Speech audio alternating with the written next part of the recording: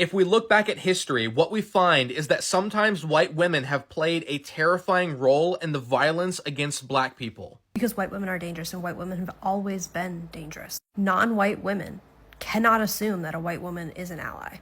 And like historically, the under the surface racism that white women have for black women has caused death and destruction and is absolutely a humongous danger. A few years ago, a creator named Sierra Thompson caused an uproar when she said that one of the most dangerous groups in the US is white women. What she was referring to is the long history of white women's lies leading to horrifying acts of violence against black Americans. For example, in 1921 in Tulsa, Oklahoma, a 19-year-old black teenager named Dick Rowland accidentally bumped into a white woman named Sarah Page in an elevator. Page screamed and ran away, and a lie spread that Rowland had assaulted her. This gave a white mob the excuse to go on a murder spree that left hundreds of black people dead in what came to be known as the Tulsa Massacre. 2 years after this massacre, something similar happened in Rosewood, Florida. When a white woman named Fannie Taylor falsely accused a black man of assaulting her, a white mob went on a rampage through the black community, murdering dozens and throwing the bodies into mass graves.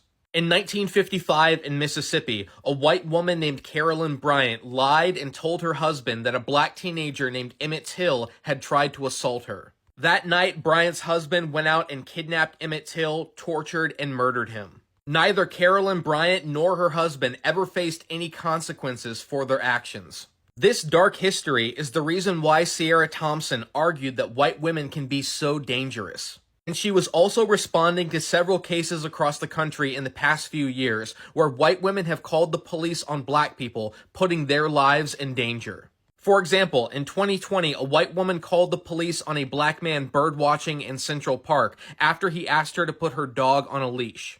Because police encounters with black Americans so often turn deadly, many people argued that by simply making that phone call, this woman was setting herself up to be an accomplice to murder.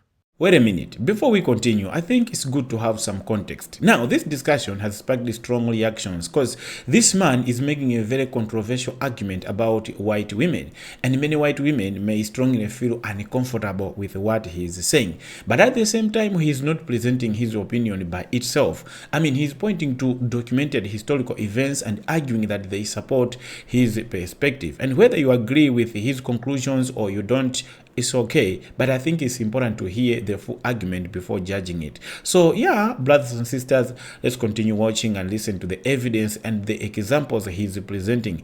And then once we have reached the end of the video, we'll come back and examine his claims carefully, separate the historical facts from the interpretation, and what a balanced discussion is going to be together. Otherwise, I wish you all the best as we dive into this. Don't forget to like, don't forget to subscribe if this is your first time. Otherwise, I'll see you at the end for more discussion. If we look back at history, what we find is that sometimes white women have played a terrifying role in the violence against black people. And there were even some women who made a career out of calling for this kind of violence, both in the United States and around the world. In the 1920s, Ray Beveridge, a former actress turned right-wing activist, went on a speaking tour across Germany where she protested the presence of black troops in that country.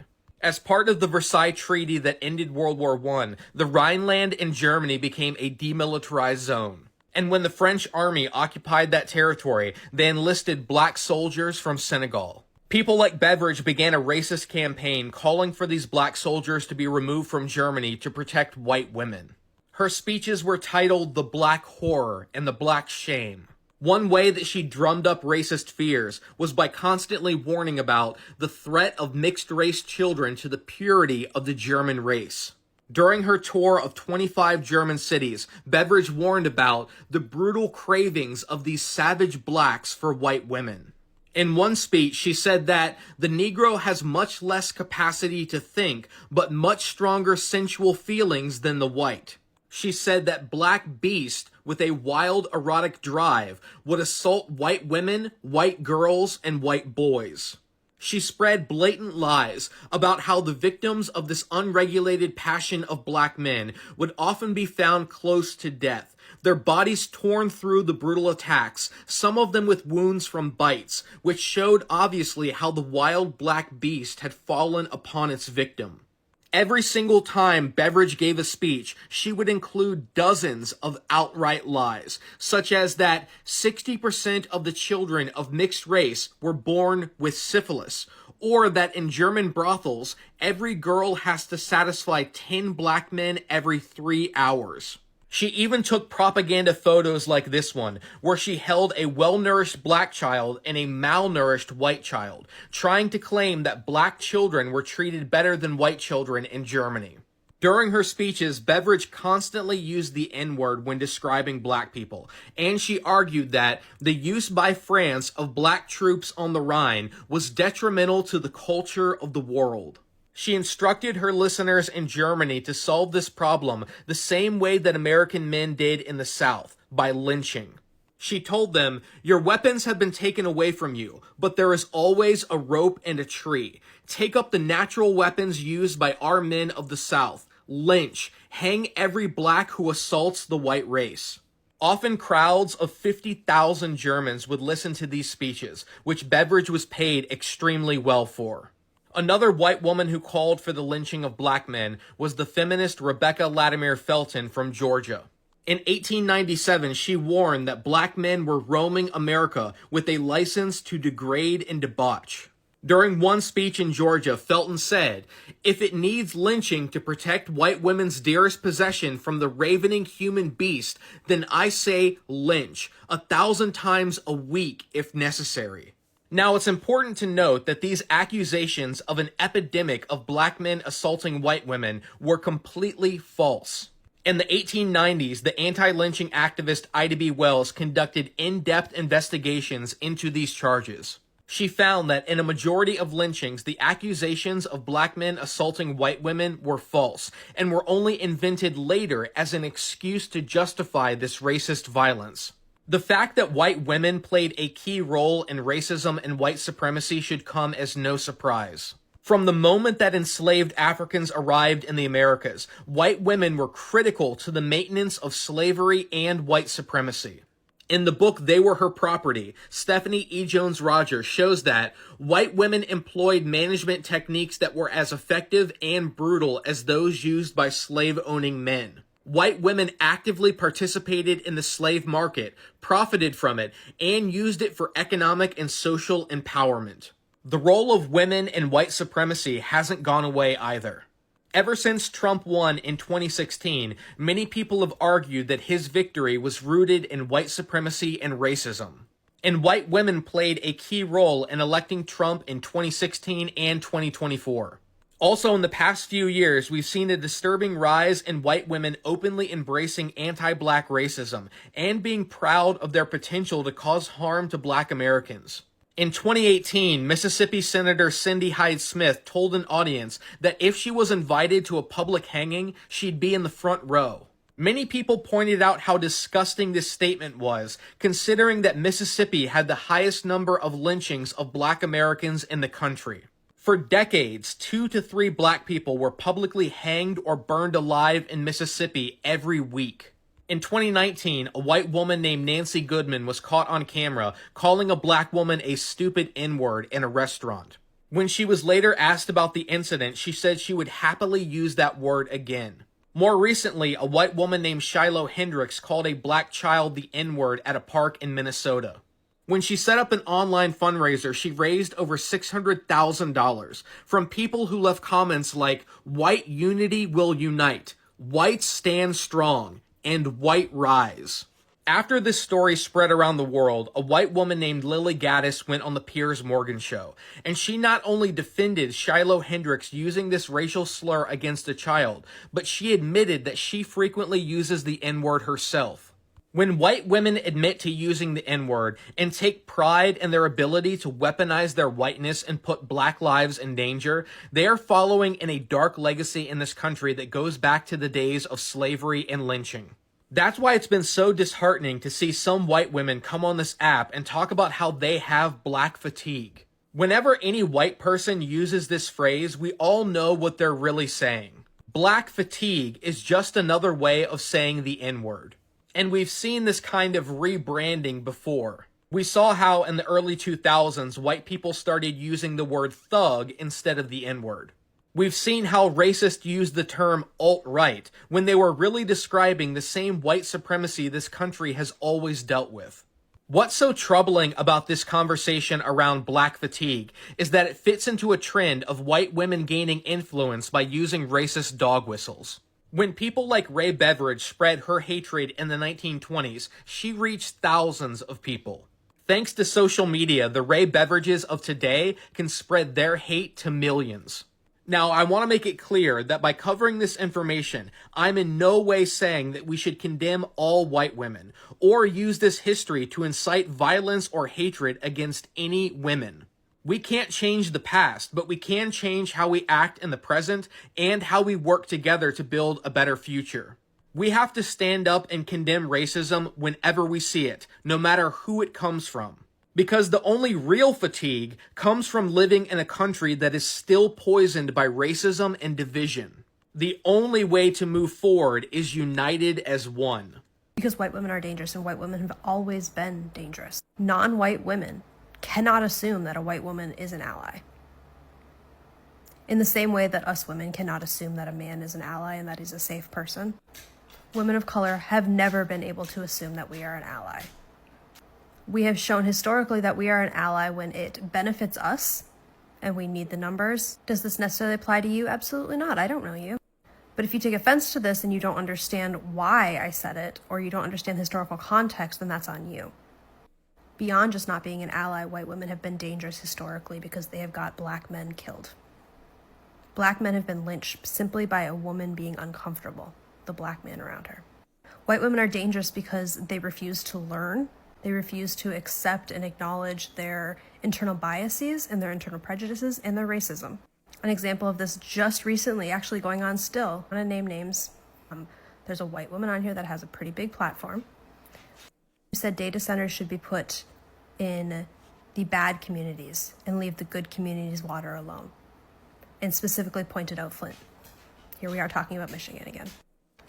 Now, when she was called out about how that was racism, she didn't say, oh, I'm wrong.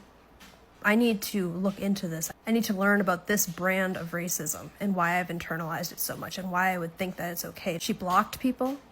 She cried about it. She's made multiple apology videos without an apology. Been unwilling to learn. White women and their unwillingness to learn makes them dangerous.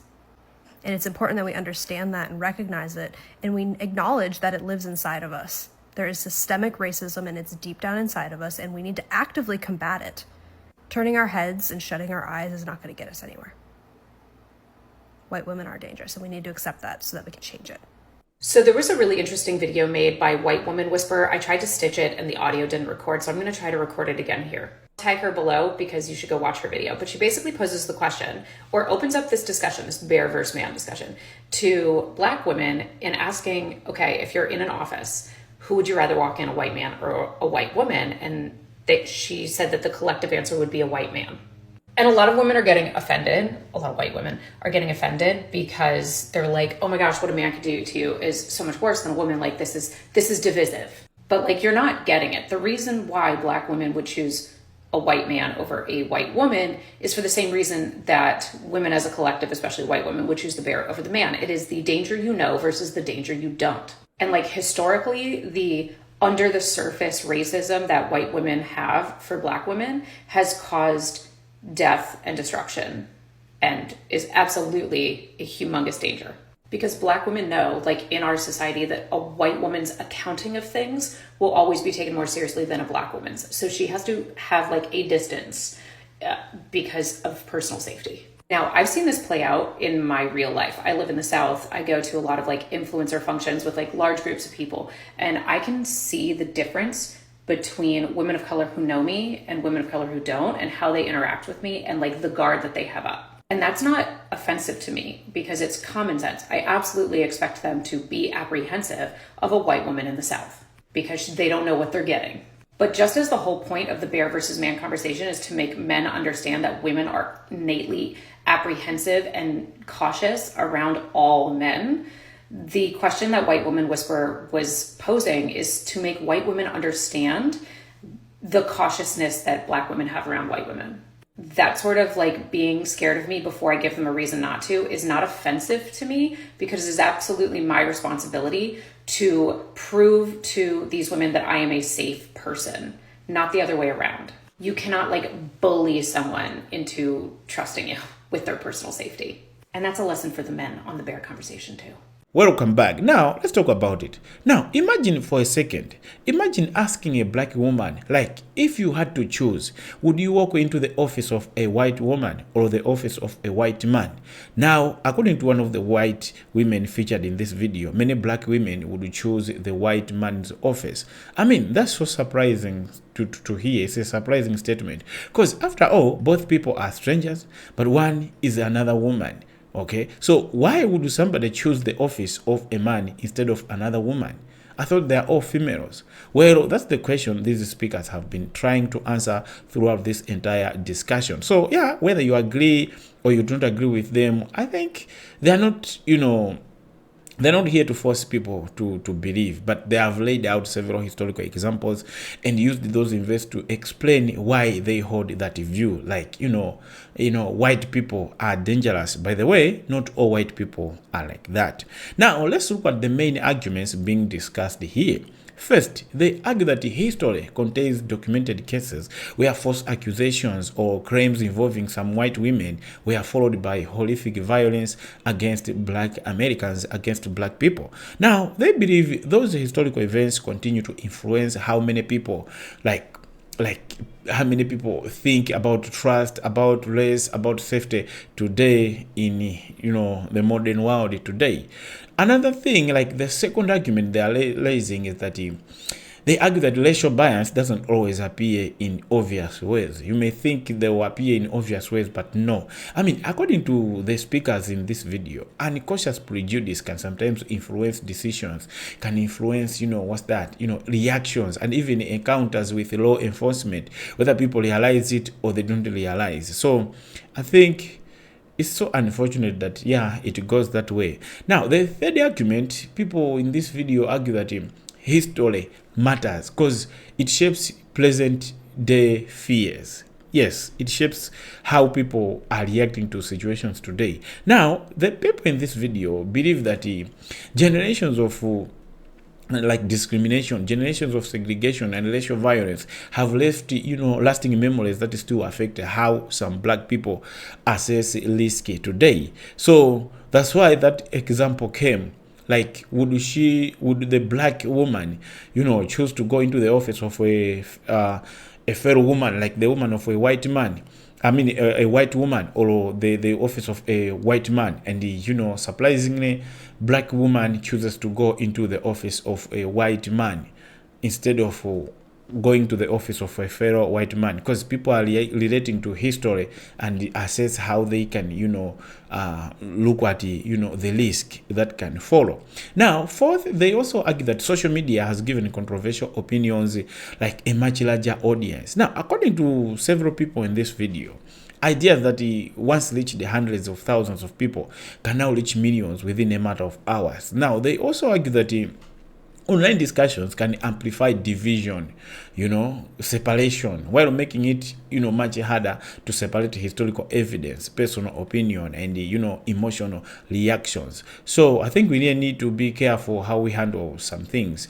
The fifth point or the argument is that they argue that meaningful, progress only happens when people are willing to examine history, like honestly, without bias, without, looking at your skin color, without looking at where you belong or something like that. Like acknowledging uncomfortable facts and challenging racism whenever it appears. But it is also something which is so crucial, so important to remember that something cannot just, like a claim cannot just come out of nowhere. We cannot say these people are just trying to betray the white women. By the way, these are white people. Okay, if they were Black, we would say maybe they're just trying to betray other race, but these are fellow, people of the skin color. So I think there might be something so true in what they are saying. But again, it is also important to remember something the main speaker himself says near the end of the video. Now, he makes it clear that he's not calling for hatred against all white women or encouraging violence against anyone. Instead, he says his goal is to discuss history, condemn racism, and encourage people to build a better future together. Because he also made a claim that he's not trying to say that all white women are like that. No, there are white women who are just good, who are just good. But sometimes history can make people have a certain, mentality that can never get away out of their heads, out of their mind. Because people say those people who don't pay attention to history are deemed to, repeat it. Okay? If you don't study history, you can end up repeating it. In most cases, people used to say, if you don't learn from what happened to other people in the history, it can happen to you as well. So if somebody was killed because of something he was doing, like in the past, because of the people he was associating with in the past, if he doesn't care, and he's trying to, associate with the same kind of people that other people went with in the past, he is also deemed to go through that again, and he can repeat that history even to himself. Now, whether you agree with every conclusion being made in this video, because I know people cannot agree with everything, because some of the conclusions are none of them at all.